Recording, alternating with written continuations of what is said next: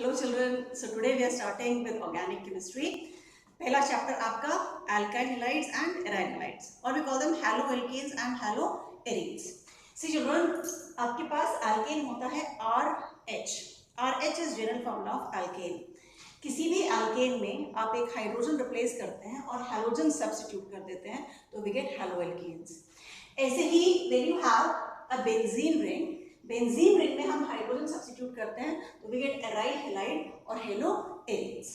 Children, first we'll see the classification. The most important classification, children, is based on the hybridization of carbon. जिसके साथ आपका hydrogen attach होता है उस carbon का हाइब्रिडाइजेशन क्या है, because that will affect the reactivity of the compound. That will affect how reactive the compound is. But उससे पहले other classifications. First is based on the number of halogen atoms attached. कितने halogen atoms attached होते हैं.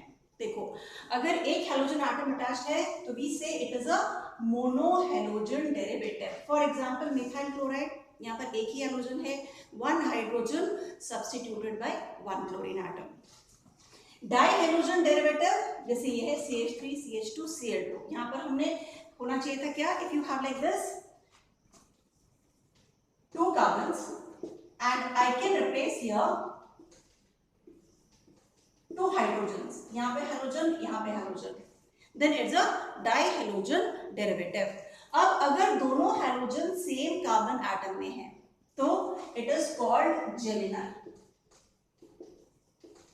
और अगर हम दोनों halogen अलग-अलग carbon atom में substitute करते हैं, like एक hydrogen हमने यहाँ substitute कर दिया और एक हमने यहाँ substitute कर दिया on neighboring carbon atoms, then it is called vicinal.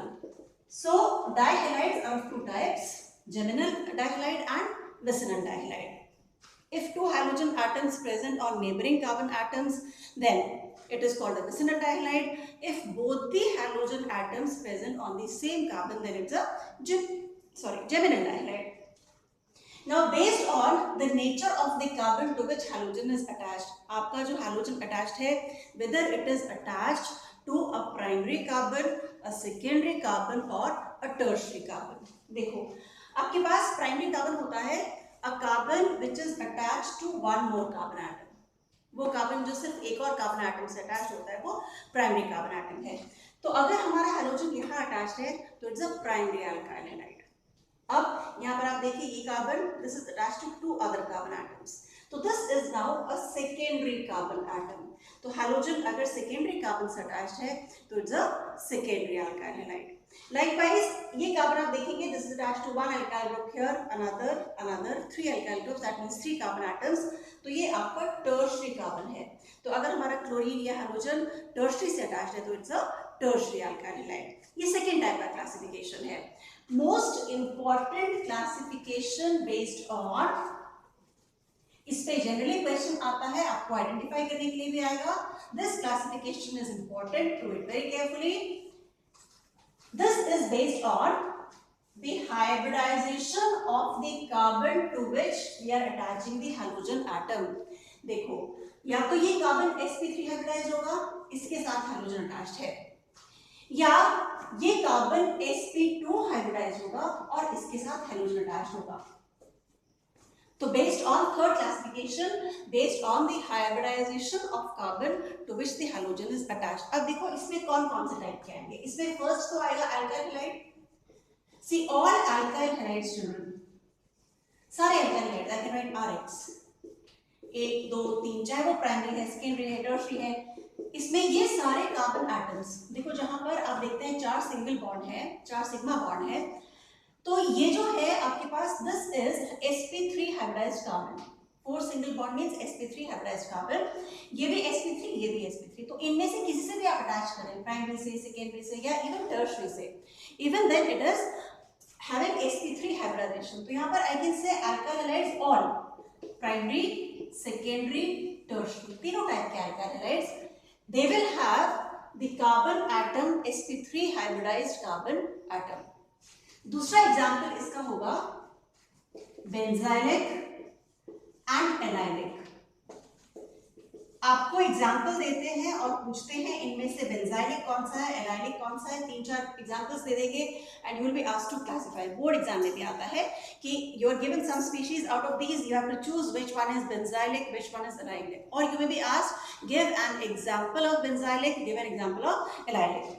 देखो बेंजाइलिक कार्बन होता है बेंजीन कार्बन के साथ, ये आपके बेंजीन के 6 कार्बन है, इसके साथ जो डायरेक्टली अटैच्ड कार्बन है, the carbon which is directly attached to benzene ring, इस कार्बन को हम बेंजाइलिक बोलते हैं। This is a benzylic carbon atom। अगर हैलोजन यहाँ अटैच होता है तो this is a benzylic halide। और एलाइलिक में आपके पास ये डबली बॉन्डेड कार्बन एटम है। सपोज कोई एल्कीन था, ठीक है, ये कार्बन डबली बॉन्डेड है, डबली बॉन्डेड कार्बन एटम का एडजेसेंट कार्बन एटम, देखो जो डबली बॉन्डेड है ये और ये, These are vinylic, इनको हम vinylic कहेंगे। और जो इसका एडजेसेंट होता है, अब this carbon is allylic carbon, ये allylic है, इसके साथ अगर हमने हेलोजन अटैच किया है then it is allylic halide। ये बहुत इंपॉर्टेंट है। देखो बच्चे, जब भी कोई रिएक्शन होगा और इस कार्बन पर कोई चार्ज आएगा, यानी इंटरमीडिएट अगर यहाँ बनता है, सपोज यहाँ से हेलोजन निकला एंड यहाँ पर पॉजिटिव चार्ज गया, बेंजाइलिक में भी और एलाइलिक में भी, तो जो भी यहाँ पर चार्ज आएगा या इंटरमीडिएट बनेगा that will be stabilized by resonance. तो ये इंटरमीडिएट बहुत स्टेबल होता है, that will have an impact on its reactivity. Always remember, benzylic और एलाइलिक पोजीशन पर जो इंटरमीडिएट बनेगा, फ्री रेडिकल बनेगा या कार्बोकेटायन बनेगा, अगर यहाँ पॉजिटिव चार्ज आया या यहाँ अनपेयर्ड इलेक्ट्रॉन फ्री रेडिकल बना, तो that will be extremely stable, क्योंकि ये रेजोनेंस से स्टेबलाइज हो जाएगा। It will be more stable than others, तो रिएक्टिविटी ज्यादा होगी। जितना ज्यादा स्टेबल इंटरमीडिएट उतनी ही ज्यादा रिएक्टिविटी होती है। तो जब हमें रिएक्टिविटी ऑर्डर अरेंज करने के लिए बोलेंगे, ये चीज आपको याद रखनी है। Then we have the second type, that is sp2 hybridized carbon atom. देखो ये दो केसेस होंगे।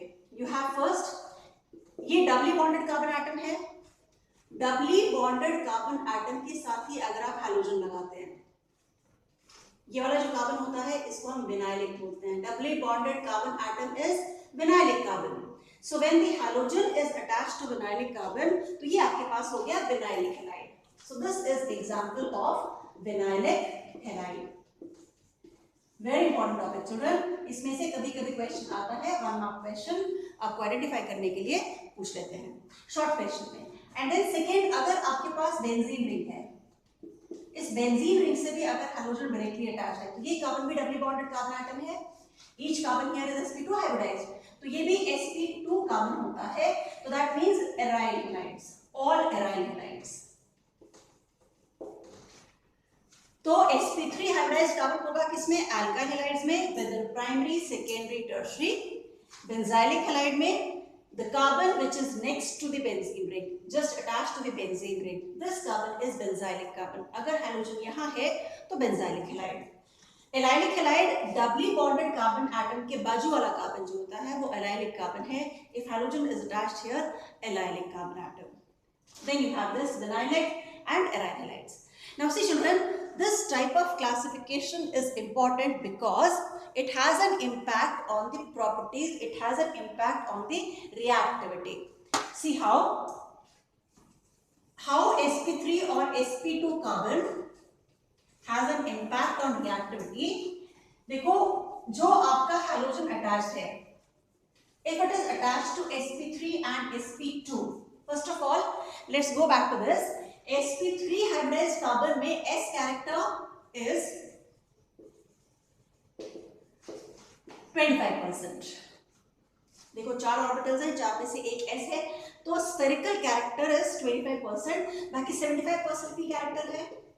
तो ये जो ऑर्बिटल होता है, this orbital is more elongated, the shape resembles more to a p orbital than to a s orbital। अब ये थोड़ा elongated होगा, this orbital will be slightly more elongated if you look at this।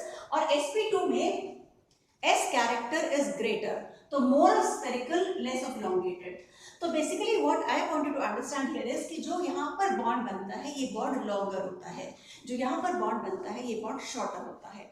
and therefore because of this, see if you have this longer bond, तो वो सारे reaction जिसमें ये bond टूटना चाहिए, ऑल दोज रिएक्शंस जिसमें आप इस बॉन्ड को क्लीव करते हैं, इस बॉन्ड को तोड़ते हैं, इसको रिप्लेस करते हैं, किस टाइप के रिएक्शन में होगा?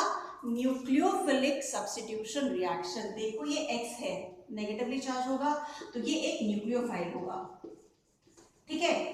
इस न्यूक्लियोफाइल को when this is replaced by a stronger nucleophile, इसको हम किसी से रिप्लेस करते हैं। अगर suppose I can write this as Nu negative, तो अगर वो सारे रिएक्शन जिसमें हम इस हैलोजन को न्यूक्लियोफाइल से रिप्लेस करेंगे, उन सभी रिएक्शन में हमें ये बॉन्ड तोड़ना होगा, कार्बन हैलोजन के बीच का बॉन्ड तोड़ना होगा। ये बहुत इंपॉर्टेंट है, try to understand it very clearly, कि कोई भी न्यूक्लियोफिलिक सब्स्टिट्यूशन रिएक्शन जब हुआ तो आपको ये बॉन्ड तोड़ना है।